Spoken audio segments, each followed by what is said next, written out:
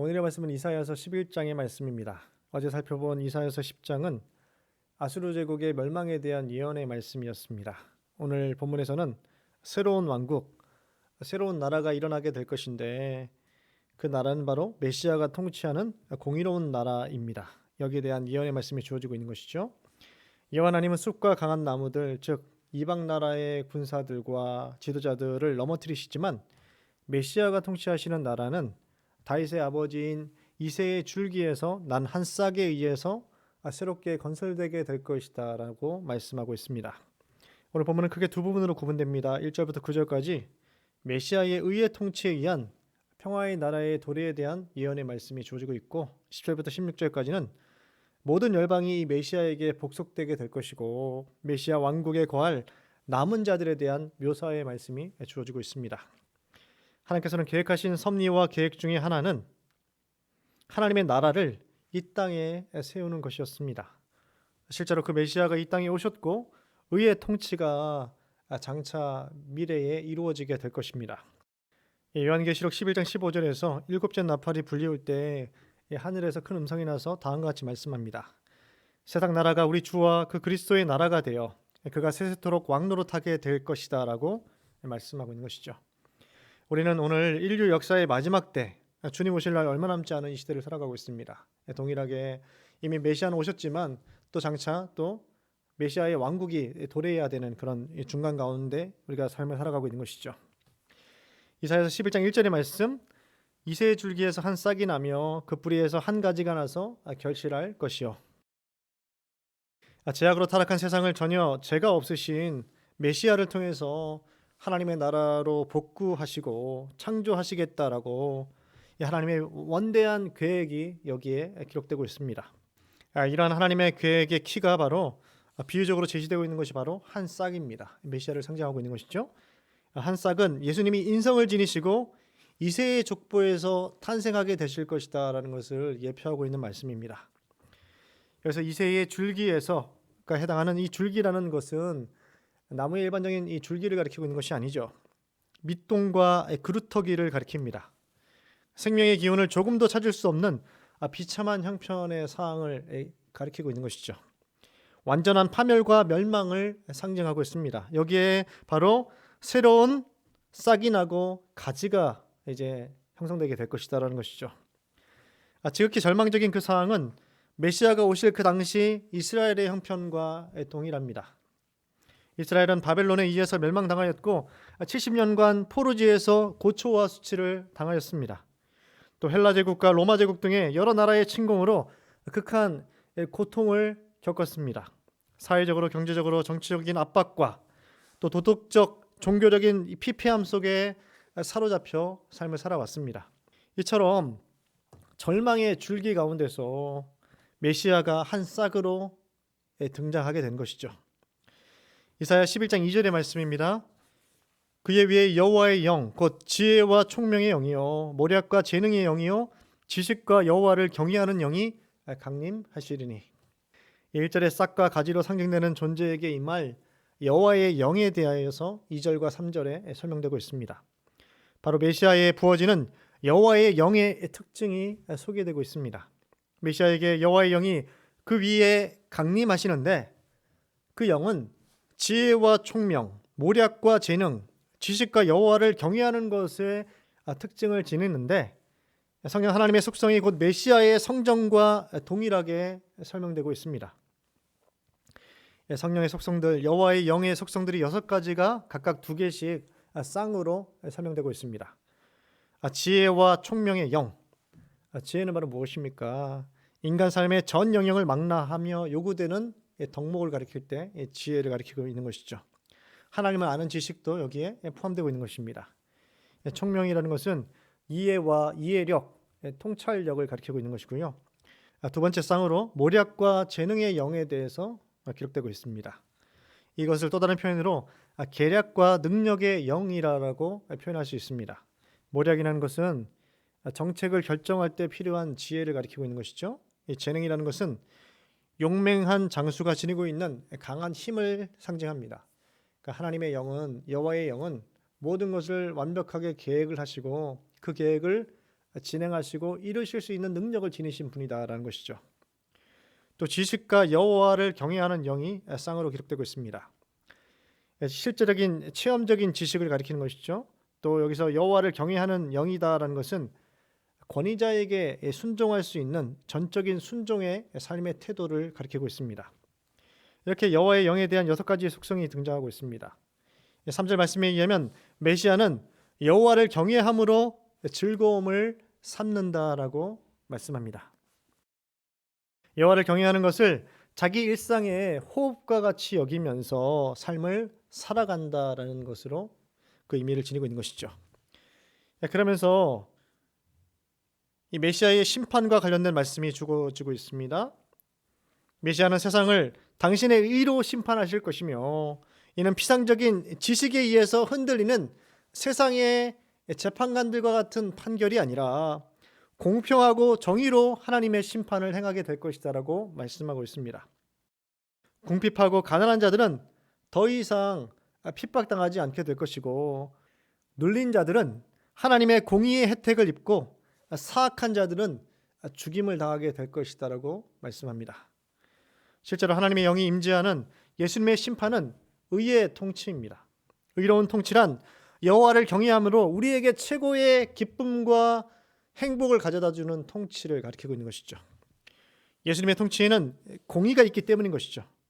사람의 잘잘못을 분명하게 구분할 수 있고 그에 합당한 바른 상급과 징계를 내릴 수 있는, 바르게 심판할 수 있는 모든 능력을 지니신 분이 바로 메시아입니다. 메시아 대신 예수님의 심판은 언제나 의롭습니다. 악함이나 간사함이 없고 우리의 사정에 대해서 정확하게 알고 계시고 우리의 모든 형편을 분명히 아시고 판단을 내려줄 수 있는 분이 바로 예수님입니다. 억울함이 존재하지 않습니다. 걱정할 필요가 없습니다. 뇌물을 받아 재판을 굽게 하는 분도 아니십니다. 고로 완벽한 통치와 우리에게 기쁨과 행복을 가져다 줄 수 있는, 심판을 행할 수 있는 완전한 통치의 의로운 재판관이 바로 메시아이신 예수 그리스도이신 것이죠. 세상에 행행했던 갖은 부조리와 다툼이 완전히 사라지고 난 이후에 이루어질 이제 평화의 나라에 대한, 왕국에 대한 예언의 말씀이 주어지고 있습니다. 이사야서 11장 6절과 8절의 말씀입니다. 그때 이리가 어린 양과 함께 살며 표범이 어린 염소와 함께 누우며 송아지와 어린 사자와 살찐 짐승이 함께 있어 어린아이에게 끌리며 암소와 곰이 함께 먹으며 그것들의 새끼가 함께 엎드리며 사자가 소처럼 풀을 먹을 것이며 젖먹는 아이가 독사의 구멍에서 장난하며 젖된 어린아이가 독사의 굴에 손을 넣을 것이라. 이사야 선지자는 메시아가 건설할 공의로운 왕국에 대해서 설명하고 있습니다. 다툼과 폭력이 사라지고 평화와 조화가 있는 세상이 임하게 될 것이다 라는 것이죠. 야생 동물들이 가축과 사람들에게 무해하며 순해지게 될 것이며 어린아이가 사자와 곰과 뱀과 독사들과 안전하게 거하는 세상이 오게 될 것이다 라고 말씀합니다.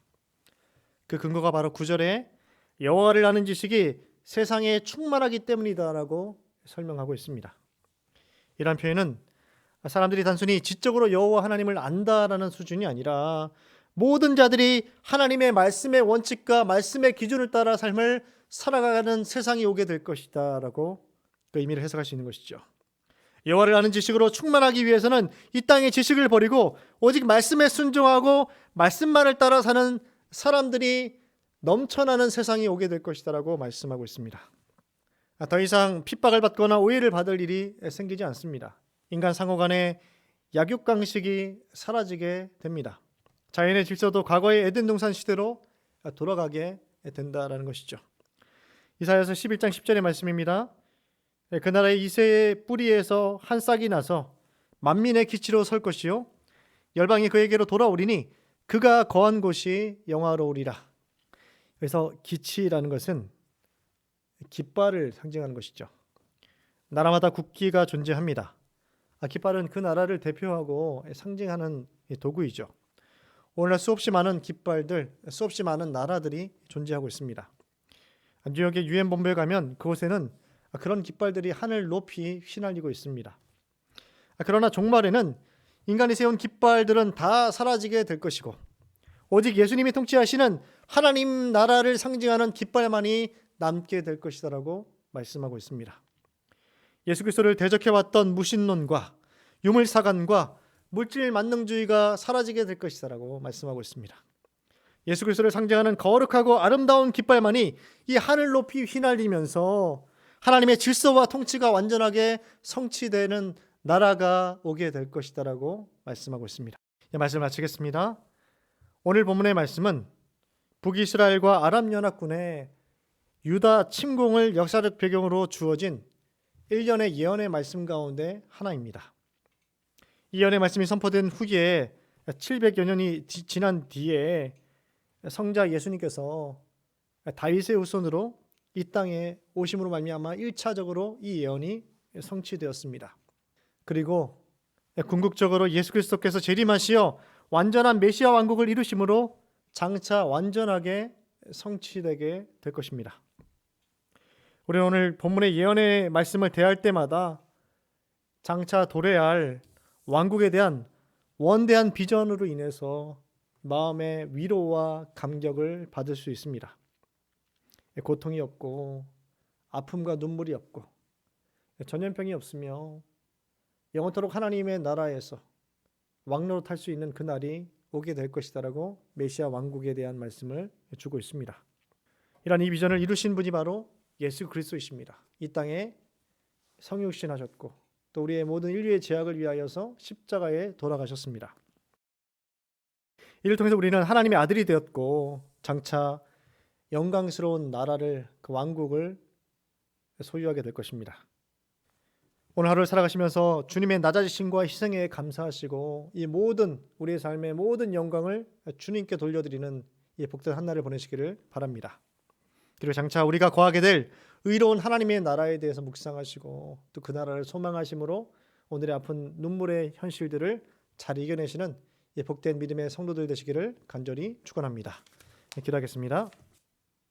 거룩하신 하나님 아버지, 절망과 아픔 가운데 있는 백성들에게 메시아 예언을 통해서 진정한 위로와 소망을 허락하시고 또 실제로 역사 가운데 그 일을 이루셔서 우리에게 메시아를 보내주시고 또 영원한 하나님의 나라의 왕국에 대한 소망을 주심에 감사를 드립니다.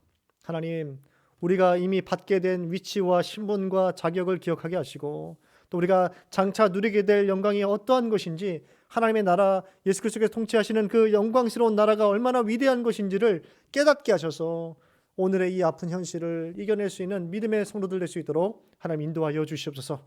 하나님의 말씀에 약속에 근거한 삶을 살아가게 하셔서 하나님 안에서 참된 평안과 기쁨을 회복하며 또 주님과의 그 관계 가운데서 삶의 지혜를 배우며 바르게 믿음 가운데 삶을 선택할 수 있는 존귀한 주님의 자녀들이 될 수 있도록 믿음의 성도들을 기억하여 주시옵소서. 또 지켜주시옵소서. 우리를 구원하신 예수 그리스도의 이름으로 기도드립니다. 아멘.